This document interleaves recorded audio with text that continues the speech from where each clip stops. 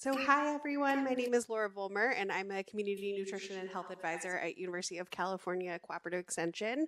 And today I'm delighted to be moderating our next panel on values-based purchasing, cooperatives, food hubs, and resilience. And I think as both Patrick and Chris really clearly articulated, budgets are a statement of our values. And how we use our budgets, even the sort of little slivers maybe that we have, are an opportunity to put our money where our mouth is. So today we have three terrific presentations, and we're going to start with Fernando and Antonio from Veggielution.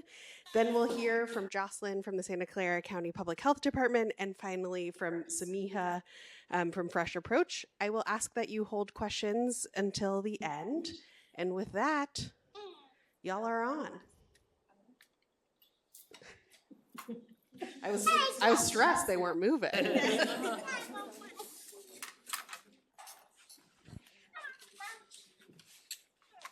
clicker object.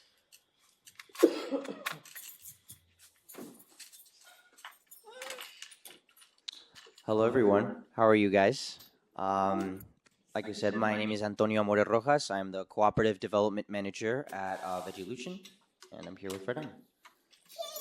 Buenos dias, good morning. I don't know what time it is, to be honest. Still morning. Okay, good morning and buenos dias. My name is Fernando Fernandez. I'm the Policy Director at Veggielution.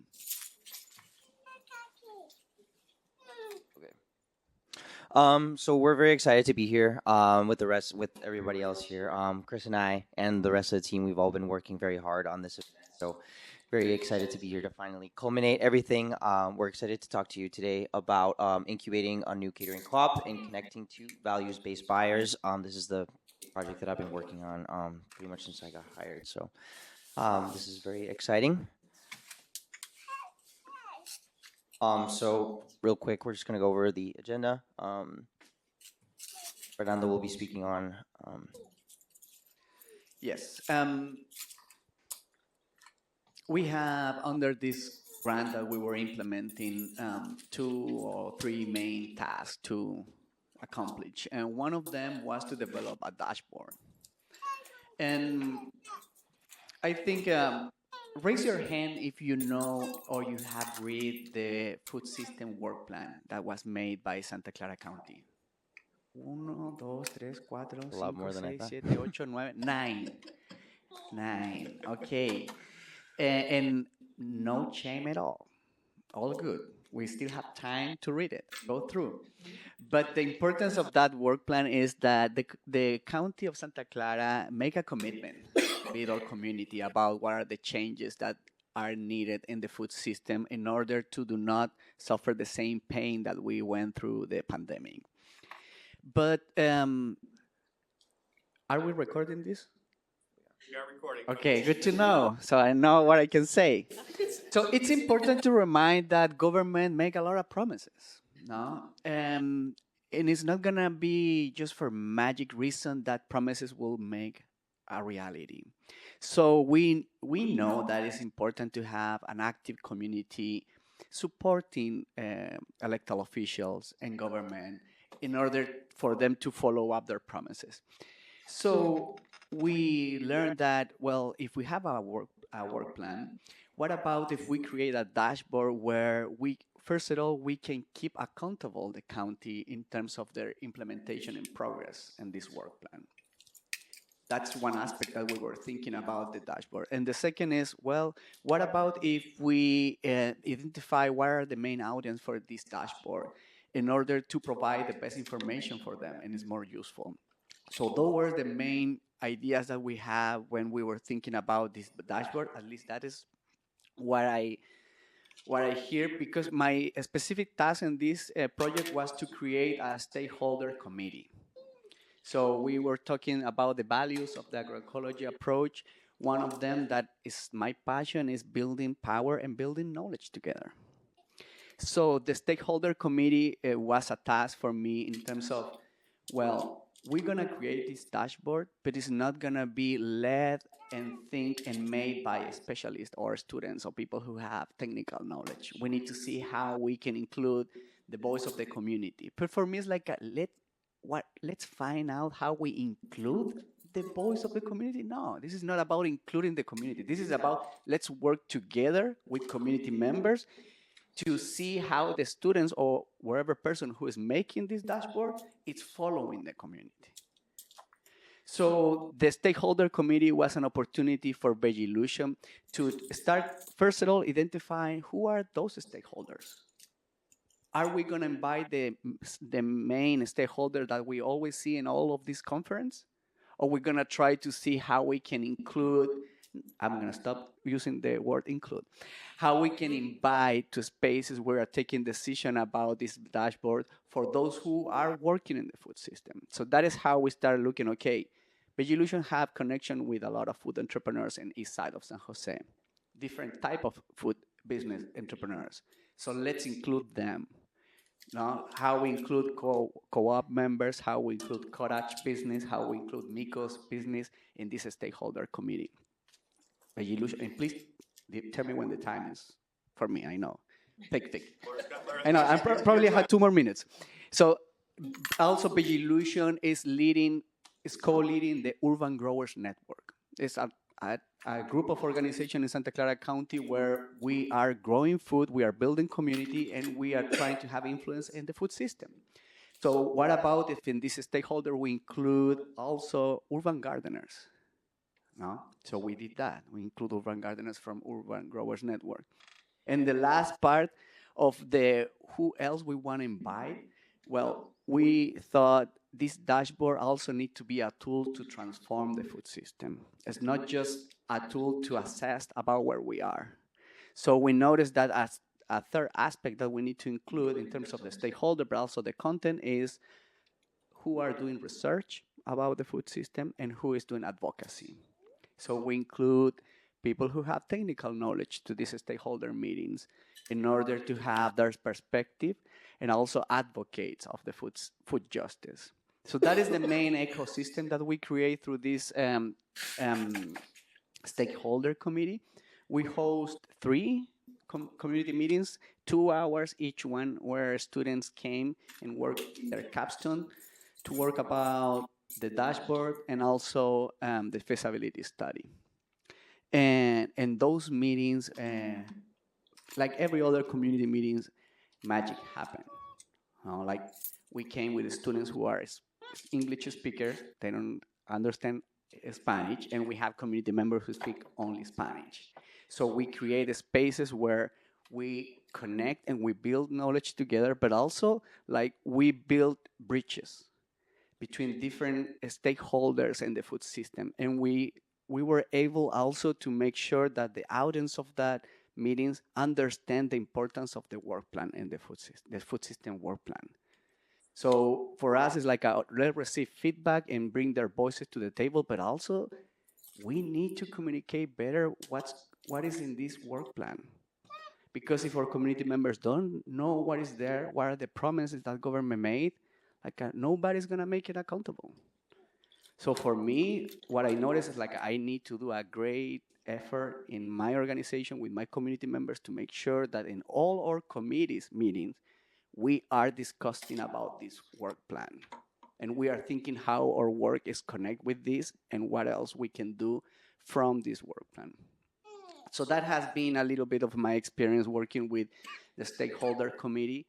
And we have the expectation to keep this committee and include more stakeholders. This is just the beginning. This is the first time we are building a stakeholder committee to keep this dashboard accountable and keep it updated too. Thank you. Thank you, Fernando. Yeah, so just to echo that, I think that the part of holding the county accountable for the goals of their work plan is obviously super important, and I'm very happy to be able to contribute to that work plan with my part of this project, which was to support and incubate the worker cooperative. We're still in the process right now of incubating the worker cooperative. It's going to be a catering worker cooperative. All of the members are residents and entrepreneurs from Eastside San Jose, graduates of our Eastside Grown program. So just incredible people, people who are like Ellie. You know, they immigrated. That they've had a lot of struggles in their immigration journey, and thankfully, Veggielution has been able to provide a lot of support in that journey and giving them an opportunity to be entrepreneurs, self-employed, and maybe not relying on other exploitative positions to be able to pay their bills and to live. I want to highlight a super important part of this, and it's the fact that this business is a worker cooperative. This has been pretty much the biggest piece of this work, and honestly, the biggest joy for me in working on this because a worker cooperative like the ones that Chris was talking about earlier in Nicaragua, the coffee ones. Well, I'm from Colombia, so we also have a big legacy of that over there.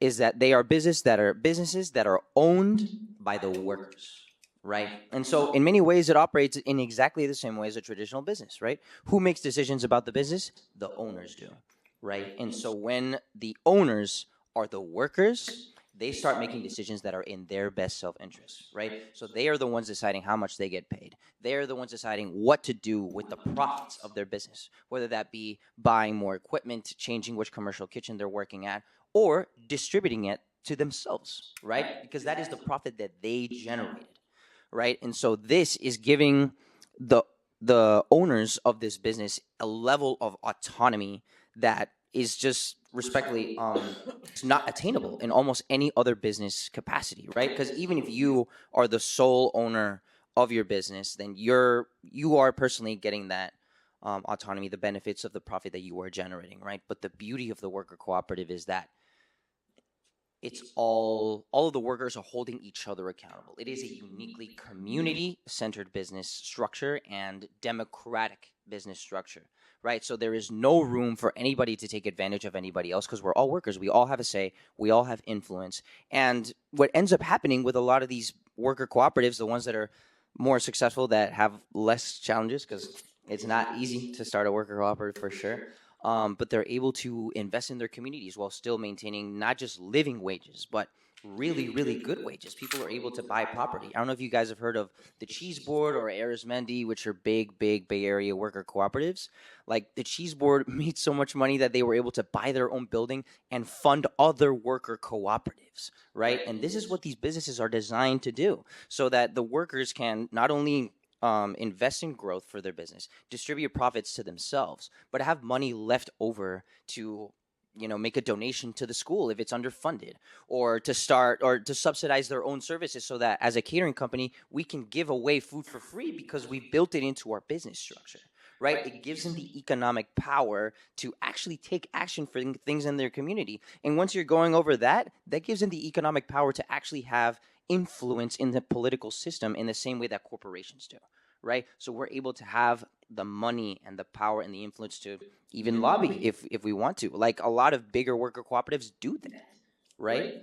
And although I do want to echo the things that the earlier panel mentioned about political power, and like we gotta go and get whatever percentage of the budget that we can for sure. But in the world that we live in now, where the federal government can just decide to esfumar our jobs and just get rid of everything at the drop of a hat whenever some fascist comes in, we have to have control over our funding streams, right? And I really think that the best way to do that is through the worker cooperative, because not only are we creating, our own sources of income and we're in control of that, but it's also a cooperative, right? It's community centered, so it's much more difficult for one person to take control and to kind of mess everything up in the other way. I've been talking a lot, but thank you. Can I add one more thing? It's a 15-second thing. I think one of the biggest challenge for me on the implementation of this stakeholder committee is to work on the power dynamics on community meetings. And a lot of time I wonder what is my work as a policy director working with community members, and I always respond, well, one of my responsibilities is be aware of the power dynamics. When we have different ethnicities with different level of education in the same room, we can't pretend that we will have a organic conversation without power dynamics. So for me, it's like I work so hard with community members to make sure they understand their role in this conversation and their importance on the conversation. And it's not a conversation between experts and people who don't have anything to add to the conversation, because that is how they feel. That is how they came to these meetings. So for me, the key part of building knowledge and building power together is working to make sure those power dynamics are aligned with our values and our practices. That's all. I'll just briefly, as a partner for this project, so Santa Clara is a partner with this project, I'll just present a little bit of the work and some of the impact we've had in the partnership with Veggielution. So one of the most important things is learning about the MACOs and the Eastside Grown Cooperatives. We, been working on food justice for 14 years, wasn't really aware of these institutions that were out there. It actually took Claudia from Veggielution sort of saying, hey, Chris, Maria Eugenia, these are what a cottage food enterprise looks like. These are catering cooperatives. And then we're like, well, why isn't Santa Clara buying from these amazing Eastside Grown organizations, right? And so then Maria Eugenia did all the hard work, and you just see just a quick spreadsheet. Even like if I would have shown you what this spreadsheet looked like in our second stakeholder meeting in January, only one of these organizations had sold to Santa Clara before. Now all 5 are, and that's where the food's coming from this event. They're accredited vendors at the university selling here. Maybe it's not a humongous change, but it can make a change in these organizations' enterprises. We don't have to get, it's all stuff we can build into the system, and it's based on a sort of values-based relationship. The student team partnering with and being mentored by Claudia and Antonio and Fernando also did an analysis of different potential sources in Santa Clara County. This included selling to the county or tech enterprises. The best possibility they thought was actually selling to the county in their study. Just to show you a little bit, this is the work of Leone, Ellie, and Ruby that we're working with Fernando, the data dashboard. And we'll have a poster here in the afternoon. I want to just represent their work briefly. They worked over 6 months, and they kind of looked at other data dashboards. There's about 5 or 10 of them about 7 or 8 across the country that we found pretty available on the internet. There's some great data, a lot of statewide data and things like that. Nobody had a data dashboard that was really aimed to be community-based, and that was the big difference in the meetings with the stakeholder group and Veggielution. For now, they're like, how is this going to be useful for our primary audience? And the primary audience, Eastside Grown entrepreneurs. Secondary audience, maybe were residents of San Jose or Santa, and then last were researchers, right? I remember that part for sure. Advocates maybe were 4th. So there's some things in there like visualizing the 7 goals in the county's work plan. And yes, there's been progress in 60 to 70%, but the only about 11% have notable progress, right? That's what you see in the sort of check mark area. So it's a long way to go, and we're hoping that this becomes a tool for doing that. It is available online. There'll be a chance to sort of link to it, hopefully during the poster session later on, and some links for where advocacy can happen as well. So I want to thank the students at Veggielution for partnering with that, and just sort of wrap it up at that, and say thanks again. And then for all the great observations, really excellent to hear this explanation of what it means to be part of a co-op from Antonio, a former student in our program here. So for those who don't know, this is always a homecoming when we get to have him back here on campus. So thank you.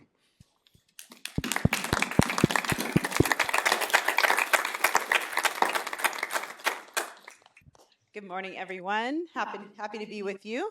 A clicker? Oh, great. Oh, yes. Awesome. Thank you.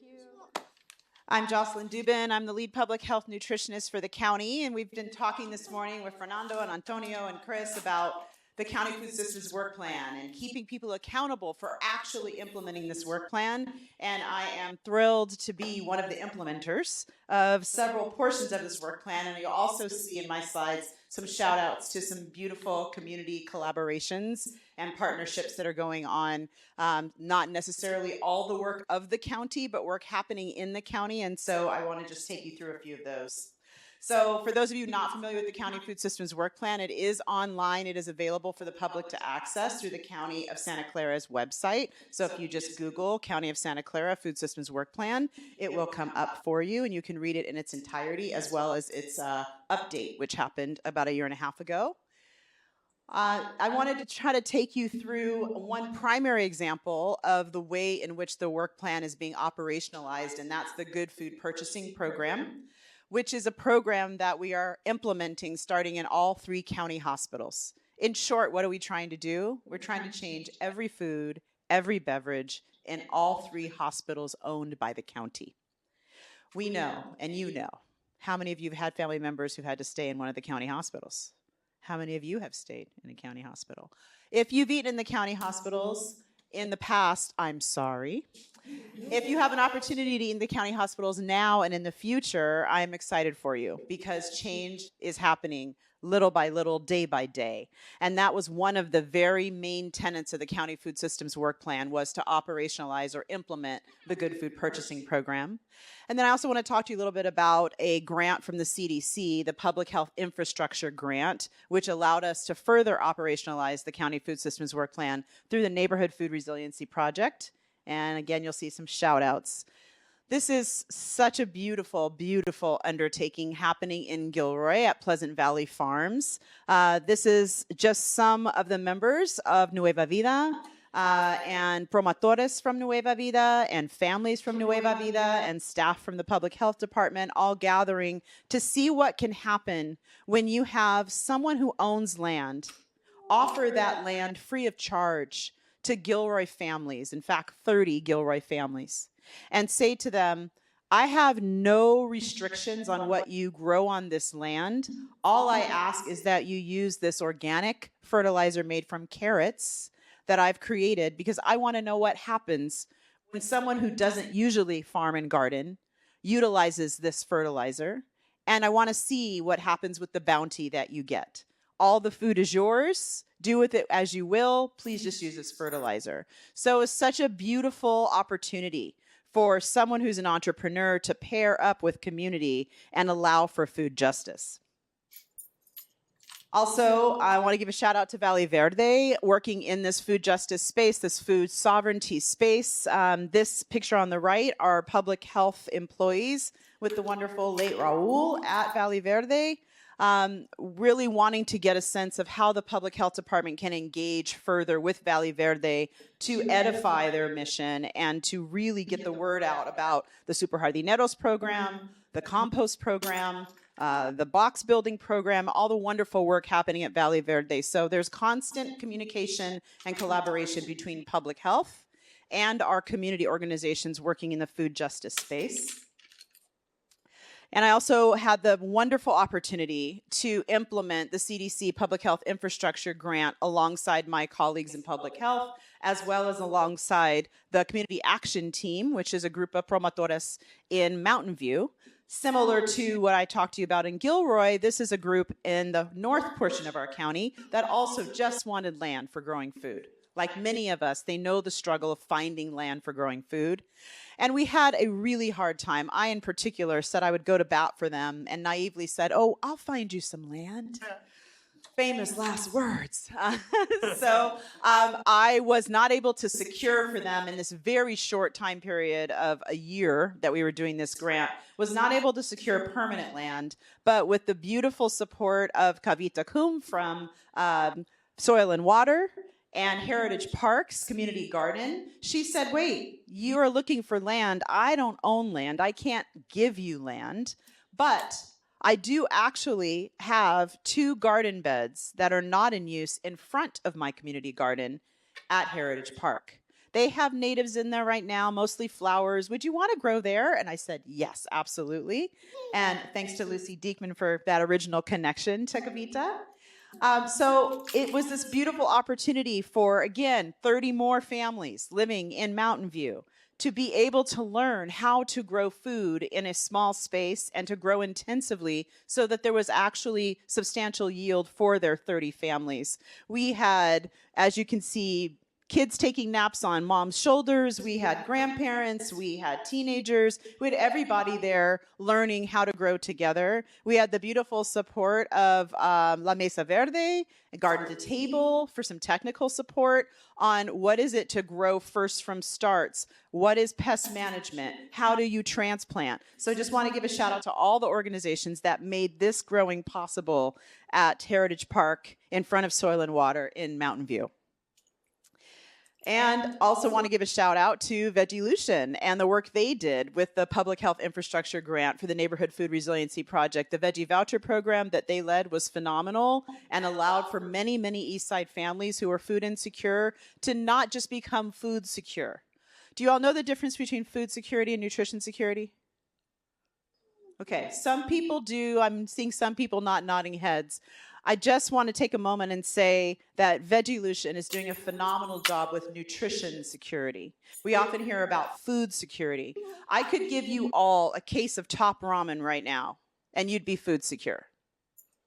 Or I can teach you how to grow vegetables and provide you with vegetables, and you will be nutrition secure. We all really want nutrition security, right? We all want good foods that allow us to thrive. We know living foods promote life. So we want that for ourselves, for our families, and for our community. And Veggielution is doing a beautiful job of that and did so through the Veggie Vouchers program and all of the work of the Si Se Puede Collective and their promotoras teaching about nutrition and how to really make sure that we are getting great food to great people that is farm fresh and organic. Also want to just give a shout out to all the work happening with the South Bay Food Justice Collaborative. It's just been amazing to be a part of a group of so many leaders in the food justice space and food sovereignty space here in our county. And this is from our retreat back in 2023. But just wanted to show you some of the faces in the room, some of the faces that are behind the scenes with regard to really operationalizing the county food systems work plan and really trying to bring food justice to all. And then just wanted to also, wanted to talk a little bit about the Good Food Purchasing Program. So the Good Food Purchasing Program I mentioned is a part of the County Food Systems Work Plan. I mentioned that it's being implemented in our 3 county-owned hospitals, Santa Clara Valley Medical Center, O'Connor Hospital, and St. Louis Hospital. I have the pleasure of working with the food service teams at all 3 hospitals. And this isn't just about buying different apples from a large vendor that ships them from Texas or Washington or fill in the blank space outside of the United States. This is about bringing local food to local patients, local food to local doctors, local food to local hospital janitors. Everyone, we want to have local food in all of our 3 hospitals. So one of the beautiful things we've been able to manifest through the Good Food Purchasing Program is a new county contract. If you understand county procurement at all, you know that's like winning a gold medal at the Olympics. It's a big, big deal to get a county contract. And I want all farmers in this room, all farmers in this county that grow organically and that are passionate about getting great food to people to get set up for our county procurement system. So even if you don't think you're ready, start getting into that game as soon as you can. And I'm happy to be a resource if I can. So we work the Santa Clara University students that were doing their senior capstone project to find some local fish vendors that met the Good Food Purchasing Program standards. So thank you to those Santa Clara University students who work with me on their senior capstone project. They created a very official memo for our procurement department. They outlined several local fish vendors. We work with our county food systems manager. She gave us yet another name of a fish vendor. And out of that came a brand new contract with Real Good Fish, which is a company out of Moss Landing that is doing a beautiful job of fishing to spec. So rather than going out and just catching a bunch of fish and saying, I hope that I have enough customers to sell this fish to, they actually take the orders first, then send their fisher men and women out to actually gather only what has been ordered. And they are focusing on sustainable species. They are focusing on species that many of us don't see in the grocery store. And they're really focusing on making sure that they're good stewards of our oceans. And so on the left here, you see a beautiful meal featuring the rockfish from Real Good Fish, sustainable fish that we've used to replace tilapia that was coming from overseas. And on the right here, you're seeing a cut of salmon that was featured with some beautiful vegetables and quinoa, both served at St. Louis Regional Hospital in our cafeterias on a regular basis. The same is true of our wonderful victory with being able to get in Creamco meats to our hospitals. So now, rather than going to the hospital, if you are a meat eater, getting meat that contains antibiotics, because if it is not organically raised and regeneratively raised, it does contain antibiotics. Now you can go and get antibiotic-free meats that are coming from Creamco. Creamco only has no antibiotics ever meats available. And so what you see on the left at St. Louis Hospital is roasted tri-tip with chimichurri featured on their cafeteria menu. That was Cream Co. Meats. And what you see on the right is the Cream Co. Beef cubes that were part of a dish in the cafeteria at O'Connor Hospital. Also, their chicken is being served to our patients in all 3 county hospitals, as well as multiple cuts of beef. So we're really excited to partner with Cream Co. based out of Oakland, and with ranchers that they are supporting up and down the Central Coast that are all growing with no antibiotics ever for their animals and in regenerative ways. Looks like these got reordered, but that's okay, it happens. Also wanted to just shout out CalFresh Healthy Living Program. We have 2 of them in the county. We have UCCE and we have our Public Health Department CalFresh Healthy Living Program. Wanted to include them here because they meet Goal 3 of the County Food Systems Work Plan, really making sure that we are maintaining our farmland, increasing agricultural opportunities, and enhancing farm viability by getting people to purchase more farm fresh produce that is at least California grown, but in this case, from our farmers markets, so often coming from right here within the Bay Area. And many of you may be familiar with the fact that there are incentive programs through those who are on CalFresh to purchase more California-grown fruits and vegetables and be able to get more bang for their buck, not just nutritionally, but in terms of the dollars available to them to buy more produce. There's many things. I won't take more of our time because I know we're behind schedule, but I wanted to just really shout out that within the Good Food Purchasing Program, you'll see there's a lot of resonance with the County Food Systems Work Plan, specifically buying local and what that definition is. 250 miles for non-meats and 500 miles for meats, meaning within 250 miles of our hospitals. Within 500 miles of our hospitals. So really we're laser focused on that and looking to get more local farmers, more local ranchers involved in county procurement so we can get those foods into our hospitals, our jails, our senior nutrition program. The opportunities are pretty incredible, and I really want to engage more of our local farmers in this space.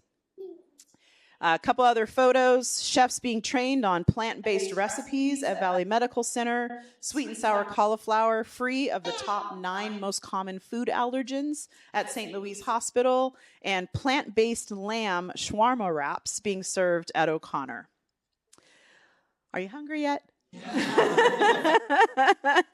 We have just some beautiful manifestations of a Good Food Purchasing Program where we're really putting plants forward, which means we're putting farmers forward and farms forward. Tofu salads in the grab-and-go container at O'Connor, a burrito bowl that has both pinto beans and black beans and lentils from Santa Clara Valley Medical Center, first debuted in our rehab units, where patients may have a brain injury and they're there for 3 or 4 months, get really tired of ordering the same things off the menu. So we debuted this burrito bowl there with a cilantro lime dressing, and then we extended it after the pilot to all areas of the hospital, which means all patients have access to this plant-based burrito bowl now, and then a roasted cauliflower with roasted cherry tomatoes and fresh basil at St. Louis. So lots of things happening. Mother's Milk Bank is another manifestation of the County Food Systems Work Plan, as is Black Family Day, an opportunity once a year, last Saturday of Black History Month, to come downtown to the SoFa district and to Parque de los Pobladores and celebrate with us as we celebrate Black families and the health of Black families in this county. We have anywhere between 40 and 50,000 Black folks living in Santa Clara County. We hide in plain sight. You may not think there are many of us, but there are 40 to 50,000 of us, and we love to celebrate being together and really making sure that families remain healthy. You'll see on the right here some of our local restaurants and the features that we provide when we provide free lunch for all attendees at Black Family Day. This year we provided free lunch to 700 attendees. More CalFresh, Healthy Living Program, teaching people about how to take those wonderful produce benefits and use them. And lots of opportunities for us to all move forward as we move that County Food Systems Work Plan forward. Thanks, everybody.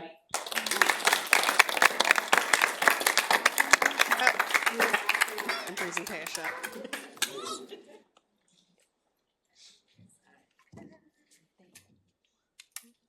Hello, everyone. Good morning. My name is Samiha. I'm the Farms Together program manager, and we heard a little bit from Salsa Ortega, who's one of our Farms Together farmers, and I'll be sharing a little bit more about, just in general, what Farms Together is. I know we've been speaking about that, and kind of how it aligns with the work that we've been focusing on. Actually, before I get into that slide, I'll just share that Farms Together is a statewide program. So this is actually, many of you may have heard of the Local Food Purchasing Assistance Program, or LFPA, because we all love our acronyms. It's a federal program, federally funded program, that we just found out is actually being cut after this iteration. So for the years of 2026 onwards, we don't have this funding. This program was a 2-year program with the intention and the hope always of having it be longer term. Unfortunately, again, we don't have that as our reality. And it is a collaborative effort between 3 organizations. I'm representing Fresh Approach. It's a Bay Area nonprofit. We work closely also with Santa Clara County, as well as other counties throughout Bay Area. And then CAF, the Community Alliance with Family Farmers, as well as the California Association of Food Banks. And each of us kind of hold different roles in that phase.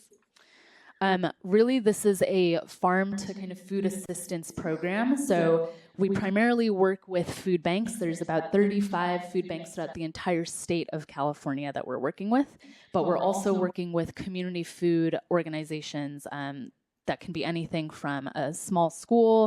It can be something really small scale from, East Side Grown was participating in it when we had more funding. Can be a variety of different things. We'll also have some interesting models with hospitals and healthcare, or not hospitals, sorry, but healthcare clinics also.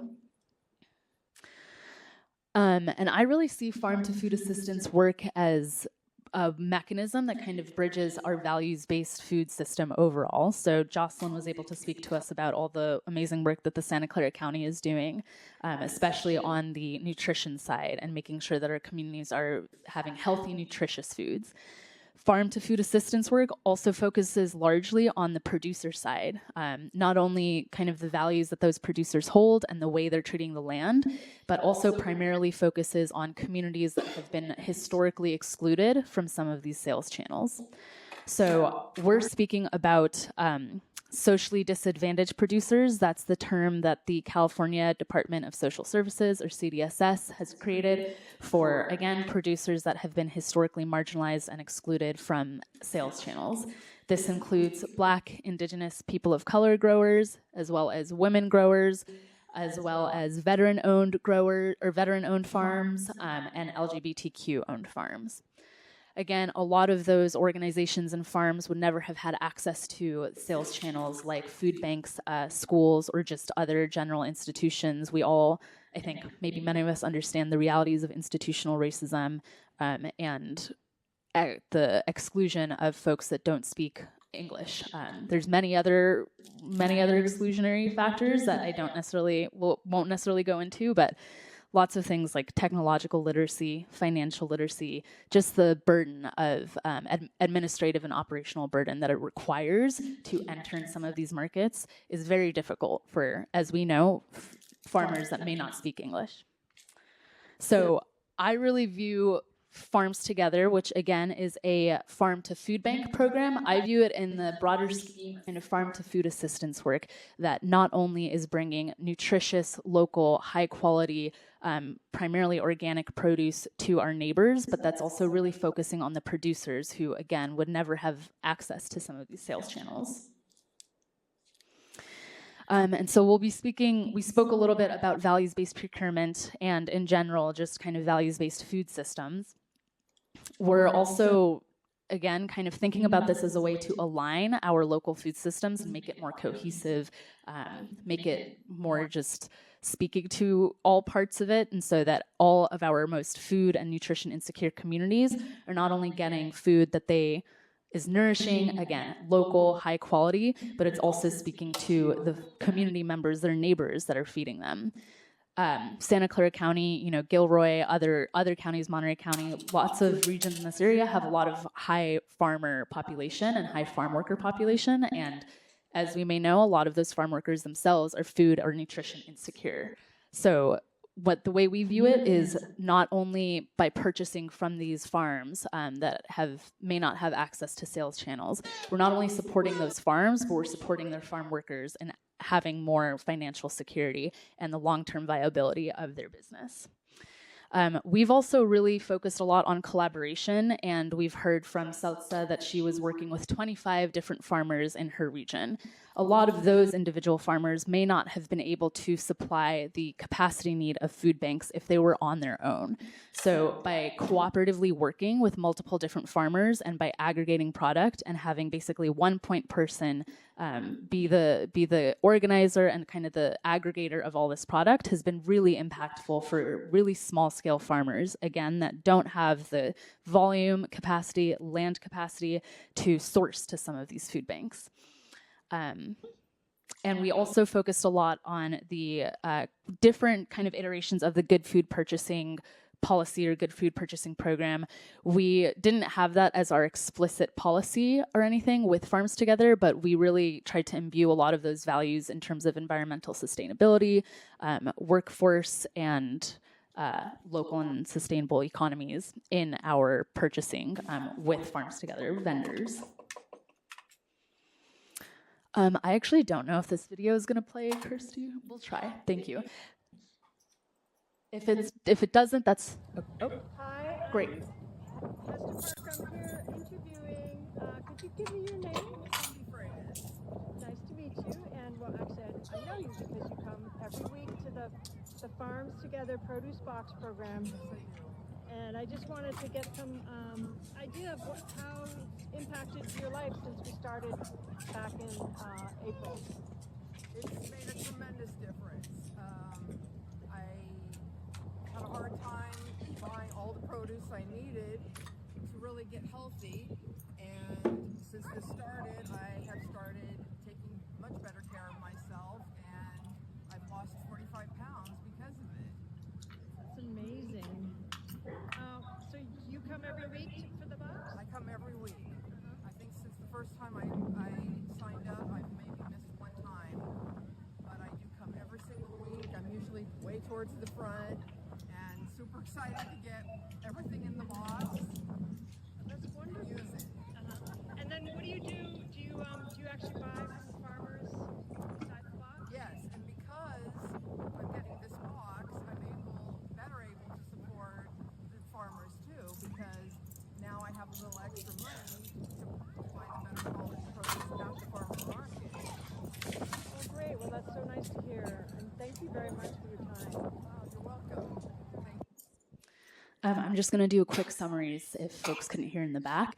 This is one of our recipients of the Farms Together project. She receives product from Everyone's Harvest, which is a community benefit organization in Monterey County. They work with a number of farmers, so they're also a food hub as well as their own distributor. They have a box project where they distribute weekly CSA boxes like we saw to communities that probably otherwise would not have access or couldn't afford that level of quality organic produce. So we were able to hear earlier from one of the farmers, and I think it's important just to hear, see the whole kind of see the whole chain of impact of this project.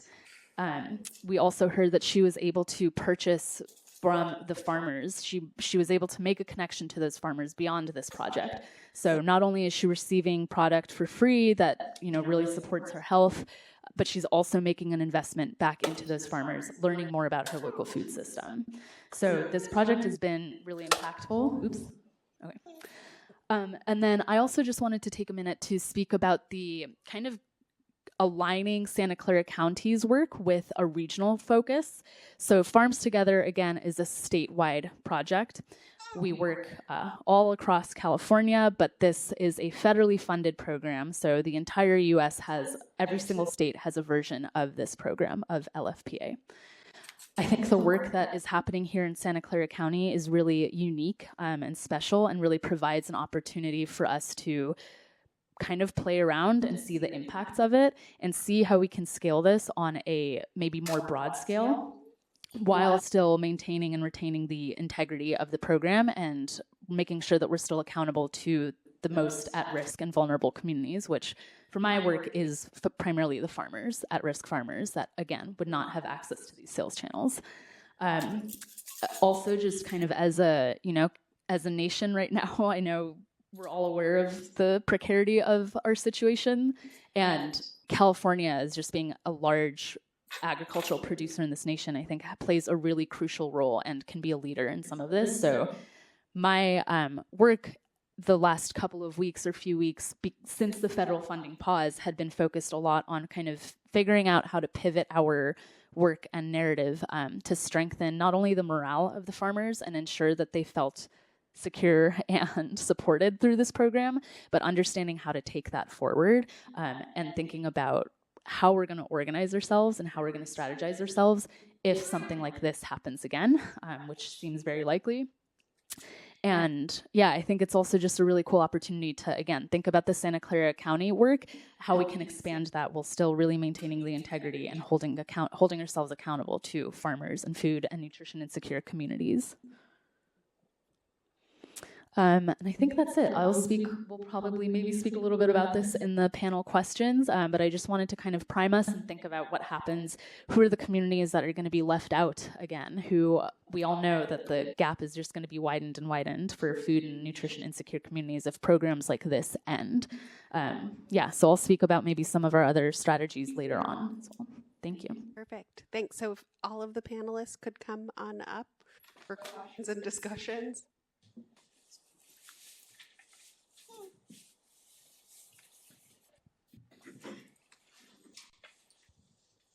Wonderful. I think we might need one more chair. No, that's the right section.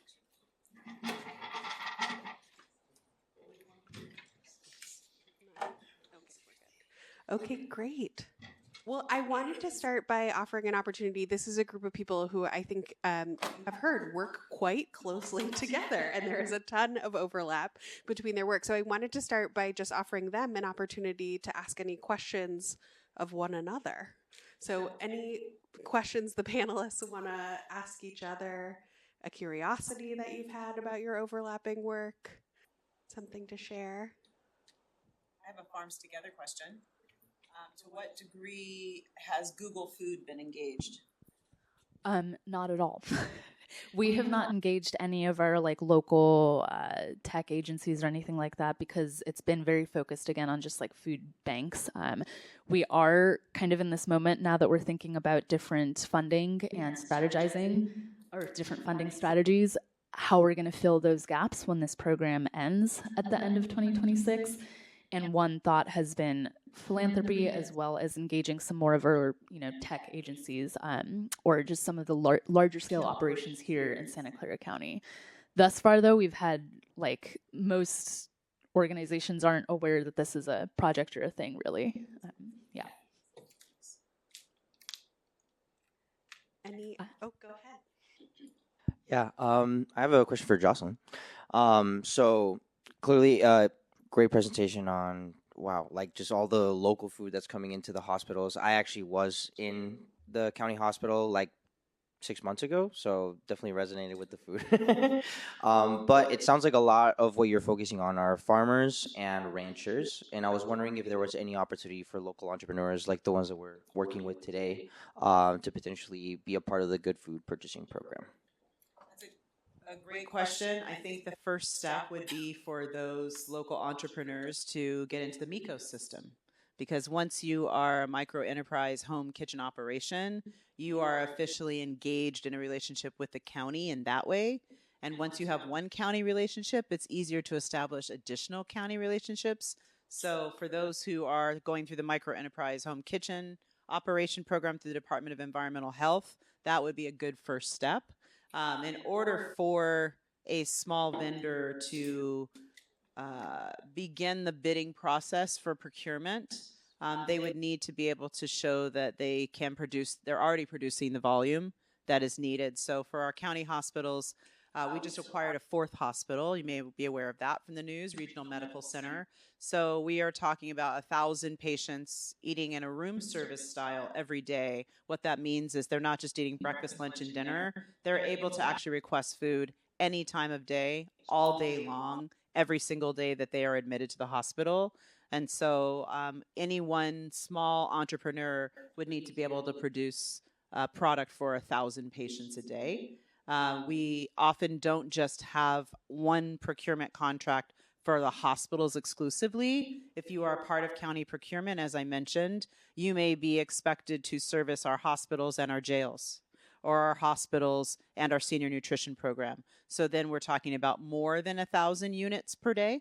So that's something to consider too for food entrepreneurs that are really looking to get into a relationship with our county procurement system, is what is your current available workforce to produce 1,000 or more units per day, and how would that be to have to guarantee that that wouldn't happen without interruption every single day of the year. Thank you. An opportunity for cooperatives. Yes. I have a question for the programs of the fruit boxes. They make so many announcements to convince families for apply. But when the families finally convinced for apply, why those programs get so long to approve, or sometimes make me think, forget about us after we apply? Because I'm on the process like 2 months ago, make me so many calls. Oh, you are under this medical program. I give all the information, and I never receive any information. And I think, what is the situation here? Maybe because the county of Santa Clara want to convince families for apply for the programs, and after we apply, it never happen. Thank you. Yeah, that's a great question. Yeah, I mean, I can speak at least just to the Farms Together program, is that it is a statewide program with the California Department of Social Services. And as many of us may have experience, working with the government isn't always easy and requires a lot of paperwork and, bureaucracy and steps and verification of that. Our work is, the Farms Together work is actually separate from Santa Clara County. Even though there have been some opportunities for direct food assistance through Santa Clara County, that work is separate from that. But it's also such a hot commodity program that it has been very competitive for farmers. Most of the farmers are aggregators or food hubs that work with multiple farmers and need to meet the capacity of food banks. So small scale individual farms can apply, and there's probably 3 food banks that they could meet the need of, but those are all in Northern California that are pretty small scale food banks. Yeah, and I would also, if anyone else has other application or questions, or if you have farmers that might be interested, feel free to come talk to me. I will say that unfortunately, because we don't have any funding for the program beyond 2026, we're looking into other statewide mechanisms for this. So yeah, we don't have any future programs, which is really disappointing and devastating for a lot of the farmers. From the experience at Veggielution, Rodrigo, last year we were distributing 500 boxes per week through the last part of this COVID emergency funding that we received from the county. And in November, that money ends. We have 500 families every week, but we have a wait list of 600. Yesterday, Second Harvest showed us the numbers of people who are attending to the food banks for the pandemic, and now we are 500,000 of people going every month, and that number is not decreasing. It's getting higher and higher. So the amount of need that exists with the amount of resources that have been distributed to address that need is not enough, and we need to say that. No, And I think we also need to say it's not a good experience to say, come, and then there's nothing, right? Yes. And I understand the government cut many benefits, but I think at the same time the county needless family just not offered new programs, because everybody know about the government on these days, and it's cutting everywhere. And honestly, families is not too involved to the new things happen on the county. They thinking can get it, but you give an announcement, we have the benefits cut off, so be patient, and we see what can I do in the 2 months. And honestly, I understand. Thank you. Your request is very reasonable. There's no reason why communication and ongoing communication shouldn't be happening, particularly for people who are most in need and are waiting for answers. In the community nutrition program within the public health department, one of my main goals, and I keep saying I just want to get it tattooed on my forehead, is because of where we are with the federal funding priorities and lack of priorities. I really want to transition the vast majority of the community nutrition program's work to what I would put under the umbrella of grow food everywhere, fast and slow, and in unlikely places. So both looking at where we can have farmers supported better, but also where we can put more community gardens, where we can grow in places like Derek talked about, unlikely spaces, and even vertical gardening that can happen literally in that corner. You know, there are grow lights and hydroponic systems that are already attached. So how can we start to think about food in a very different way rather than thinking about we're going to fight for land and wait for land? Yes, we do need land. Yes, we do need to be respecting our soil and respecting our farmers and growing in the land. But we also need to be agile and think about what if we don't have land or additional lands? Where can we start growing immediately and get yield within weeks so that those who are most in need could have 5 heads of lettuce in 3 weeks while they're waiting to hear back about the application that they've submitted for benefits. Thank you for that. And just following up on the question about selling for like a new catering co-op. So they're going to be recognized with all the permits and everything through commercial kitchens to sell to the county. Is there any way, is there like a smaller volume that's not the 1,000 meals per day, or is it like for a certain subpopulation or something like that? Or would they really have to partner with a lot of other groups to kind of reach that type of scale? So for clarification, when I said that someone who is an entrepreneur, let's say with our wonderful empanadas today, if we wanted to have empanadas in the county procurement system, when I said that becoming a part of the MICOS program, the Micro Enterprise Home Kitchen program, allows someone to start having a county relationship, that does not automatically make you a county vendor. That allows you to make food in your own home and sell wherever you would like to sell. However, it can open the door to you establishing county relationships, which make it easier for you to bid when there is a bid opportunity through the county. However, I want you to also think about opportunities for farmers and micro enterprises for things such as, what if a board supervisor decides they want to have a celebration or state of the county address at 70 West Heading?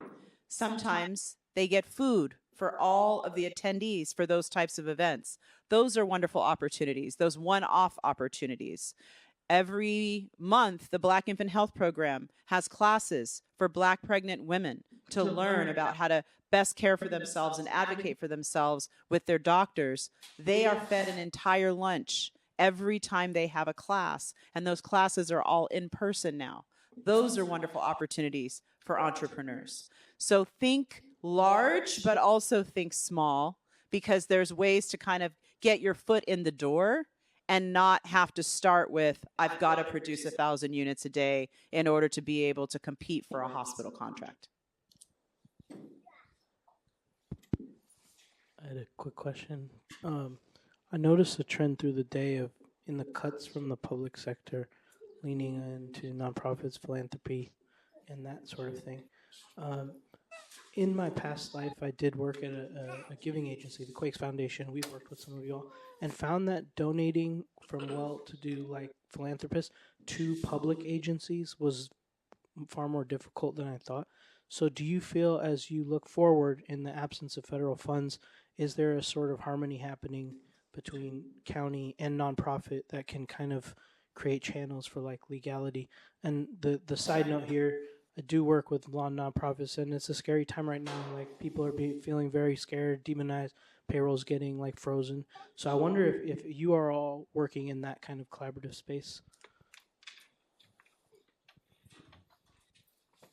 I can start with that. And I think that's a really great question, and just a conversation that we're having at Fresh Approach right now is, in the absence of this funding, what is going to fill the gap and what's going to make sure that these communities aren't just left out. I don't think I have an answer for that. I think some of us feel more, at least in the collaborative spaces that I've sat in when food systems alliances, again, we work across the state, so we hear different things. Some organizations feel much more hopeful about philanthropy and asking, for support from them. I think maybe it probably depends on the region you're in. I think being in Silicon Valley, I've heard more optimism about going to philanthropist and giving organizations. I have also heard that doesn't seem like a viable avenue for filling in the funding gaps, and that it needs to be baked in more into the state budget and policy level. So I think we're very much having those conversations right now. I definitely don't have a clear answer. It's more so we're trying to focus on a both and approach and see what will be most viable, just making sure that we have a diverse stream of funding, while again always making sure that we're wanting to that we're still accountable to the communities that we want to hold accountable.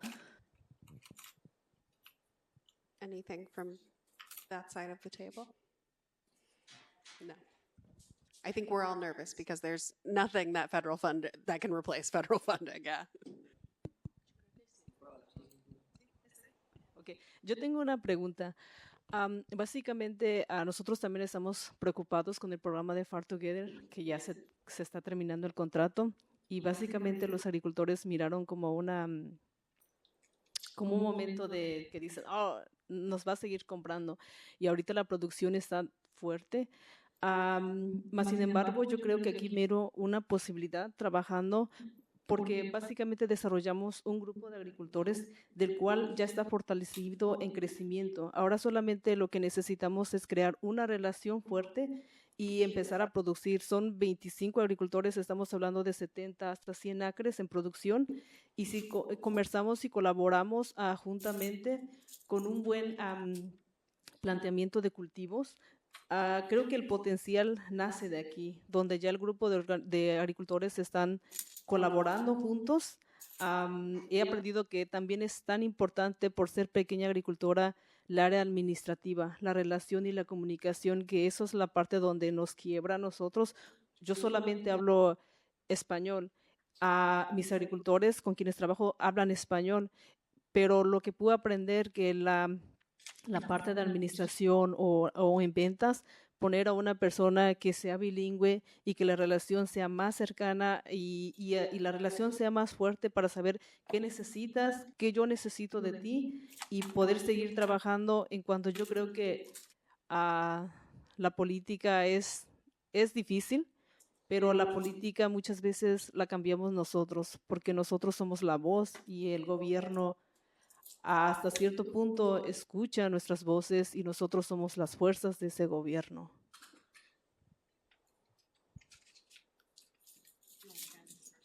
Yes, please.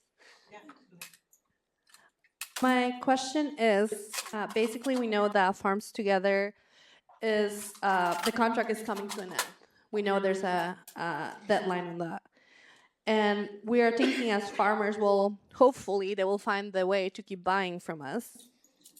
And we're at the peak of production. We're working well as a group of farmers. Now, I feel that what we need is to create strong relationships. We are a group of 25 farmers. We're talking about 70 to 100 acres. So I think that through collaboration and the proper conversations, we could have a crop plan to be able to collaborate with other groups that possibly need what we're able to produce. Being part of this has had such a huge impact on our lives. And the things that we don't know how to deal with are anything admin related, communication related because of the language barrier, anything related to finances and accounting. I speak Spanish. Most of the farmers that I work with speak Spanish. So I think that as a group, we could potentially get someone who's bilingual to run all of the admin side and the sales side and the communication side, so that we know what do we need to do, what do we need to grow, how do we sell our product, Yes, I know the political situation is hard to say the least, but at the same time, I do believe that we are agents of change and we have a voice. Even though we feel like the government doesn't hear our voice, we do have a voice and we can create change.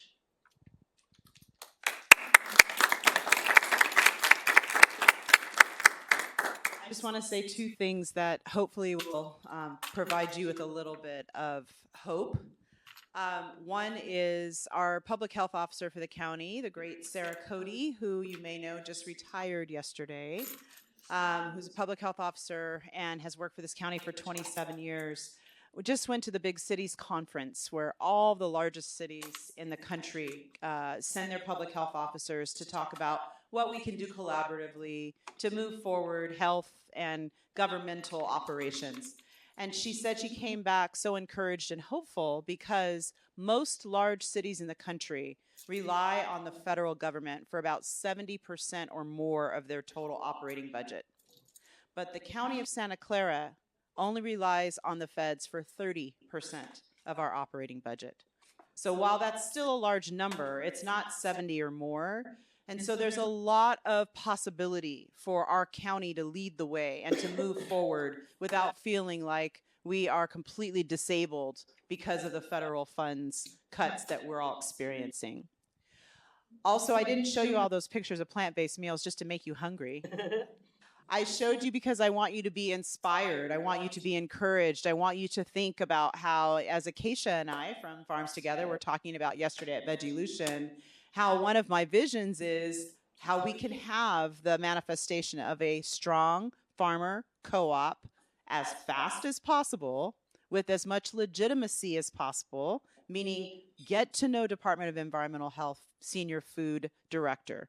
Get to know what the county procurement rules are now so that you can get all the necessary paperwork done, all the necessary certifications done now so that we can actually put together a bid and push that forward to procurement to establish a new produce contract. We currently have a produce contract with a very large national produce company. I will tell you frankly that our hospital food service staff is very disappointed in the quality of that produce because half of the year it's grown in Yuma, Arizona, where it is far too hot for most of those plants to thrive. It is not an exclusive produce contract. We are allowed to have a second and a third and a fourth produce contract in addition to that one. So I am ready to support and encourage farmers, but I don't work in the procurement department. I don't get to pull that lever. Paperwork, certifications, relationships pull that lever. So we have to, even if you don't think you're ready now, the county works at a snail's pace. Do what you can now to learn, to have translators who will support and assist and be your allies in this work, and know that through the county we have multiple language supports, so you don't have to speak English. Many people who are in the MECO system are also monolingual Spanish speakers, and they have established themselves in the MECOS program. So I just want to encourage you that this is possible and that you have allies, both in me and in many others within the county, to get you into these larger procurement systems and feature this beautiful local farm fresh organic produce that we know everyone deserves. I also just wanted to add to that. I think that there's a lot of potential to create a sort of lot more sustainable ecosystem that includes our farmers, our entrepreneurs, and the county. And just talking about like the funds that you just said, you know, the 70% that isn't frozen to make just catalysts for these small businesses. And I mean, any business should have, you know, very diverse sources of funding, right? Any business that, you know, it's good to have a county contract, but it's also good to have contracts from other sources, right? And if we start with the county, then that's a way for a lot of small businesses to become stable and get their foot in the door. And once they start growing, they're still going to keep buying from the same farms that we've always bought from, right? And as soon as that starts growing, then that's more money for everyone, right? But we all have to work together, like you're saying, to build these relationships, get our foot in the door, to make it all happen. And with the worker co-op model, it'll be a lot more equitable. Thank you all. I think we are now officially eating into your lunch time. So I think we are going to wrap up. And I want to say a huge, huge thank you to our panelists. And maybe we'll give them a round of applause.